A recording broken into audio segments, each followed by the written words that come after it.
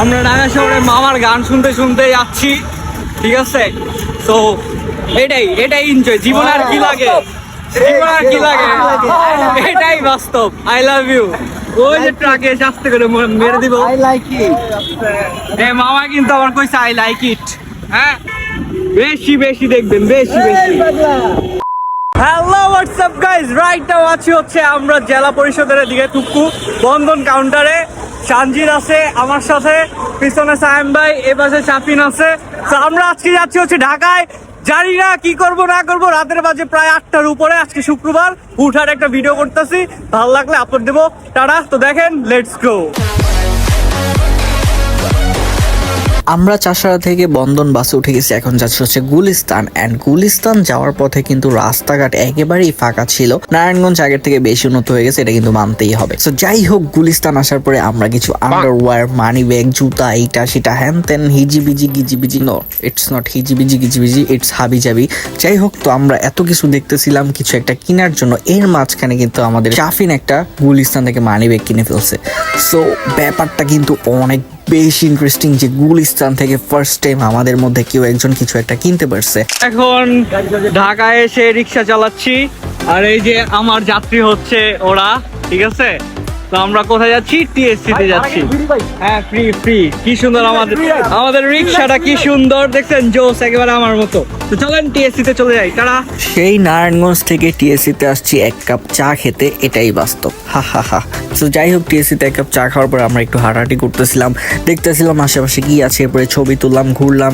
মানে কি যে ঘুরছি ভাই, আমি নিজেও জানি না। আমি নিজেও কনফিউজ যে আমরা আসলে কি করতেছি, মানে কেন গেছি, কি কারণে গেলাম, কি করলাম না করলাম কিচ্ছু জানি না। জাস্ট এতটুকুই জানি যে হুটহাট সাডেন প্ল্যান, যে ঢাকা যাব, কই যাব জানি না, ঘুরতে যাব, ঘুরে আসবো। এই কারণে টিএসসি তেই চলে গেছিলাম। Here we go. This is the best video ever. আমরা জানতাম না কি করতেছি না করতেছি, বাট অ্যাকচুয়ালি অনেক কিছুই করে ফেলছি। তো আমার এদিকে and the best thing is, ও গুলিস্তান থেকে একটা ওয়ালেট কিনছে, সাথে ওর একটা পাপ্পি দিয়ে গেছে।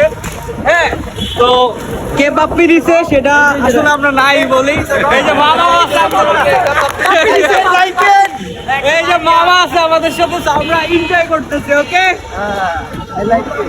অ্যান্ড এখান থেকে বের হওয়ার পথে আমরা এখন চলে যাচ্ছি হচ্ছে একটা পাস্তা খেতে। পাস্তাটা কিন্তু একেবারেই বাজে ছিল এক কথায়, যেহেতু স্ট্রিট ফুড রাস্তার পাশে, তাও আবার গুলিস্তানের পাস্তা। তো যাই হোক, বুঝতেই পারতেছেন যে কেমন হবে।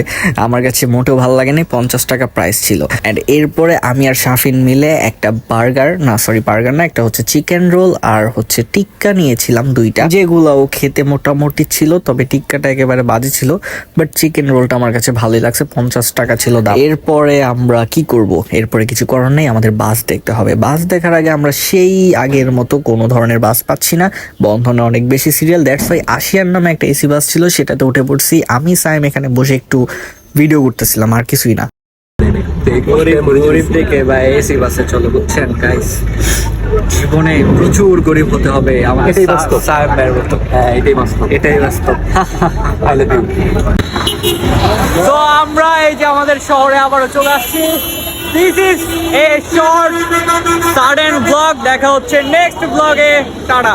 ওয়েট যায়েন না, আর একটু অ্যাড করি। এখানে আমি চাষার আসার পরে টিফিন বক্স নামে একটা ছোট্ট ফুডকার্ট থেকে একটা মিট বক্স, একটা মিটবল নিয়েছিলাম, চিজ মিটবল। মিট বক্সের প্রাইস হচ্ছে 100 টাকা, আর চিজ মিটবলের প্রাইস ছিল 40 টাকা। মিট বক্সটা আমার কাছে মোটামুটি ভালোই লাগছে, 100 টাকা অনুযায়ী অ্যাভারেজ। তবে এখানে ফ্রেঞ্চ ফ্রাই পরিমাণ অনেক বেশি ছিল, তুলনামূলকভাবে আমার কাছে অনেক বেশি লাগছে। অন্যদিকে চিকেন চিজ মিটবলটা কিন্তু জোস লাগছে আমার কাছে খেতে, এন্ড এটা এক পিস ছিল 40 টাকা দাম। সো ওভারঅল এই ছিল ভিডিও। তো আমরা আমাদের এলাকায় চলে আসছি, এটা হচ্ছে চাষারা শহীদ মিনার আছি। তো যাই হোক, এটা ছিল শর্ট একটা ব্লগ। দেখা হচ্ছে, টাটা।